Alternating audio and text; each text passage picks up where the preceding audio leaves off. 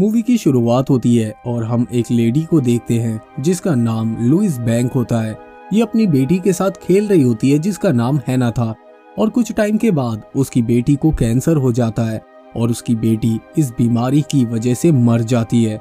दरअसल ये सब लुइस का फ्यूचर होता है। अपने प्रेजेंट टाइम में लुइस की कोई भी बेटी नहीं है, बल्कि वो तो यूनिवर्सिटी में एक टीचर होती है जो कि लिप सिंक एक्सपर्ट होती है। उसे हर किस्म की लैंग्वेज आती है। वो अपनी डेली रूटीन की तरह यूनिवर्सिटी में पढ़ाने जाती है, लेकिन तभी वो न्यूज़ देखती है कि दुनिया की अलग अलग 12 जगहों पर एलियन की शिप्स आकर खड़ी हो गई हैं। यानी कि ये शिप्स टोटल 12 कंट्रीज में आकर खड़ी हो गई हैं। ये शिप्स बस वहां आकर खड़ी हुई हैं। ये एलियन ना तो कोई मूवमेंट करते हैं और ना ही उनसे फाइट करते हैं। ये सब देखकर गवर्नमेंट और हर कोई बहुत टेंशन में होता है कि आखिर ये सब हो क्या रहा है। फिर सभी लोगों को छुट्टी देकर उनके घरों पर भेज दिया जाता है। लुइस भी घर जाकर दिन भर इस न्यूज को देखती है और अगले दिन जब वो फिर से यूनिवर्सिटी जाती है तो वहाँ कोई भी नहीं होता। दरअसल गवर्नमेंट ने पूरी कंट्री में लॉकडाउन लगा दिया था सबकी सेफ्टी के लिए। लुइस अपने ऑफिस में होती है, उससे मिलने आर्मी वाले आते हैं क्योंकि लुइस पहले भी यूएस आर्मी की लैंग्वेज से रिलेटेड चीज में उनकी हेल्प कर चुकी थी। आर्मी का हेड ऑफिसर कलोनल वेबर उसे एक बार फिर से हेल्प मांगता है और वो शिप के अंदर एलियन से बात की हुई ऑडियो को लुइस को सुनाता है और उस ऑडियो को समझने के लिए कहता है क्योंकि वो सब जानना चाहते थे कि आखिर ये एलियन क्या कह रहे हैं। लुइस उनसे कहती है कि उसे एलियन की बात को समझने के लिए उसे एलियन के सामने ही जाना होगा, तभी वो उनकी बातों का मतलब उन्हें समझा सकेगी। तब वेबर हाई सिक्योरिटी से परमिशन लेकर उसे एक चॉपर में अपने साथ ले जाता है। चॉपर में लुइस इयान और पोमेली से मिलती है। ये एक फिजिसिस्ट होता है। उसे भी एलियन के इरादों को समझने के लिए लाया जाता है। एलियन शिप के पास पहुंचकर उन दोनों को एक छोटी सी टीम के साथ रेडी किया जाता है और सभी लोग रेडिएशन का सूट पहन लेते हैं क्योंकि ये सभी लोग शिप के अंदर जाने वाले थे। तो पता नहीं कौन सा वायरस या बैक्टीरिया उनके बॉडी के अंदर आ जाए। पहली बार इयान और लुइस एलियन की शिप को पास से जाकर देखते हैं। ये शिप जमीन को छू नहीं रही थी, बल्कि ये हवा में ही खड़ी थी और नीचे की तरफ से एक रास्ता होता है उस शिप के अंदर जाने का। इयान और लुइस अंदर जाते हैं और हमें ये देखने को मिलता है कि ये शिप काफी मिस्टीरियस है और इसमें जिस तरह की टेक्नोलॉजी का इस्तेमाल किया गया है वो हमारी टेक्नोलॉजी से भी काफी आगे है। यानी कि जो एलियन जमीन पर आए हैं वो हमसे कहीं ज्यादा पावरफुल हैं और उनकी शिप की सबसे खास बात तो ये होती है कि उसमें कोई ग्रेविटी नहीं होती। लुइस और इयान उस जगह पर पहुंचते हैं जहां पर एलियंस हैं और जैसे ही उनकी नजर एलियंस पर पड़ती है तो ये सीन उन लोगों के लिए बहुत ही रोमांचक होता है।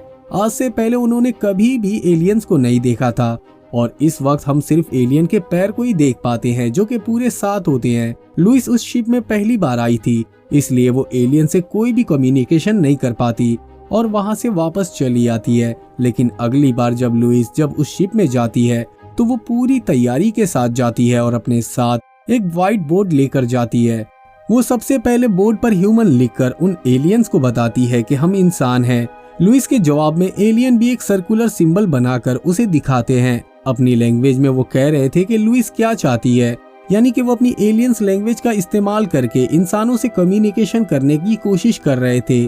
और ये सभी लोग वापस आकर इस रिसर्च में लग जाते हैं कि आखिर ये एलियंस बोलना क्या चाह रहे हैं। लेकिन उन एलियंस की लैंग्वेज को समझ पाना इतना भी आसान नहीं था और इन इंसानों के पास सिर्फ एक ही सवाल होता है कि आखिर इन एलियंस के आने का मकसद क्या है, what is your purpose on earth. और इसी का जवाब वो इन एलियंस से चाहते थे, जिसके लिए इन लोगों को एलियंस की लिखी गई भाषा को समझना बेहद जरूरी है कि आखिर वो लिख क्या रहे हैं। फिर दोबारा से ये लोग अंदर जाते हैं। इस बार लुइस अपना इंट्रोडक्शन करवाती है अपना नाम लिखकर, लेकिन बाद में उसे ऐसा लगने लगता है कि उसे अपना रेडिएशन सूट उतार कर अपनी असल हालत उन्हें दिखाना चाहिए, इसलिए वो अपना सूट उतार देती है खुद को दिखाने के लिए। और जैसे ही वो ये करती है एलियंस भी सेम उसको फॉलो करते हैं। ये देखकर इयान भी अपना सूट उतार देता है और वो भी अपना इंट्रोडक्शन देता है। वो भी अपना नाम लिखकर एलियंस को दिखाता है।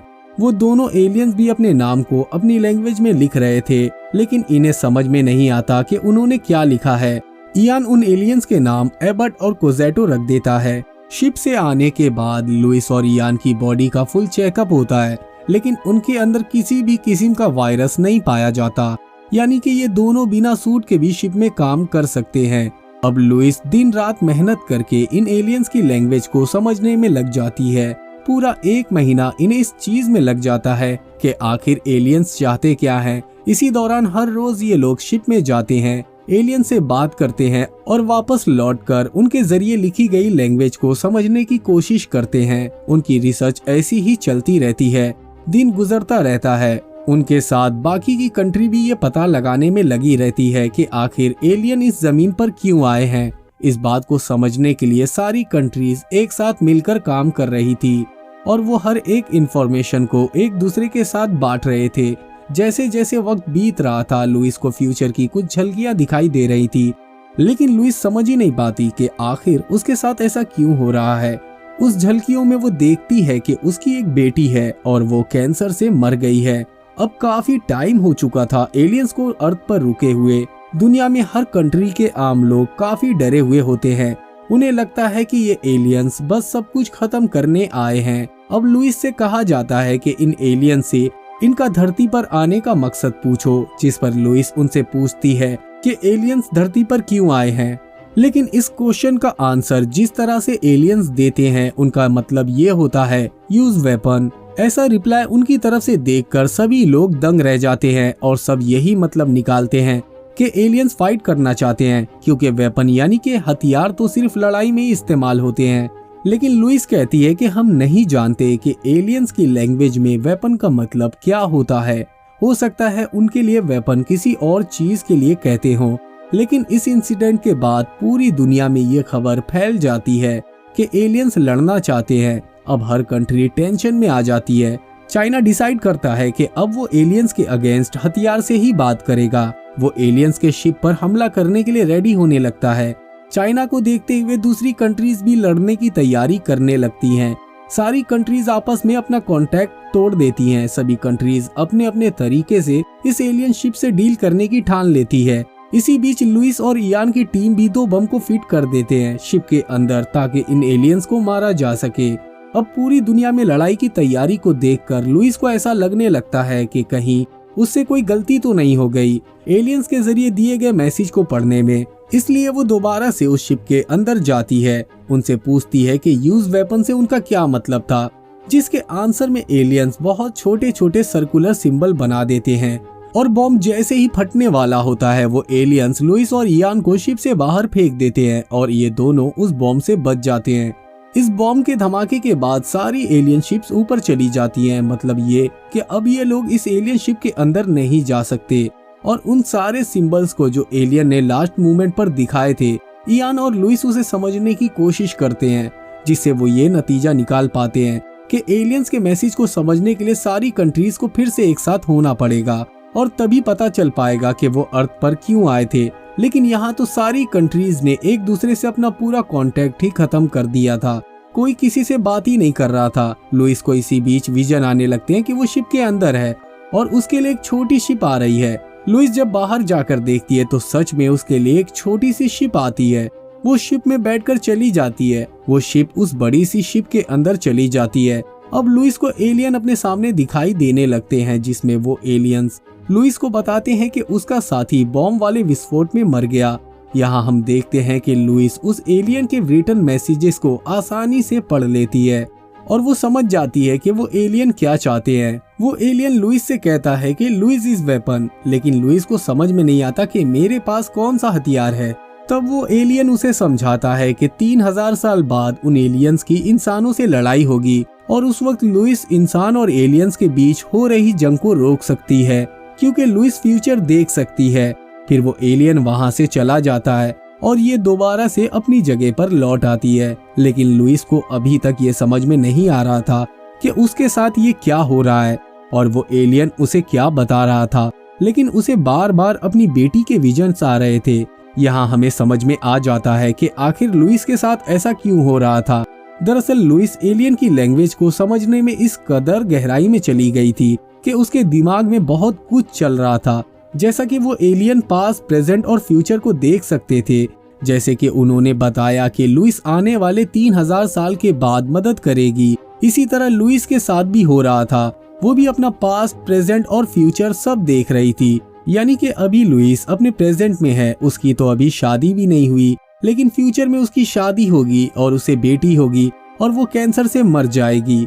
अब क्योंकि लुइस सारी बातें जान चुकी थी, इसलिए वो सबको बताती है कि वो हम पर हमला नहीं करने वाले हैं, वो यहाँ पर हमारी मदद करने आए हैं। लेकिन यहाँ कोई भी लुइस की बात को नहीं सुनता और सब लोग उन एलियंस को मारने की फिराक में होते हैं। लुइस जब सबको ये बात समझाने की कोशिश करती है, तभी उसे फिर से फ्यूचर के विजन आते हैं, जिसमें वो देखती है कि वो एक बहुत बड़ी पार्टी में है। वहाँ पर पूरी दुनिया के लोग आए हुए हैं।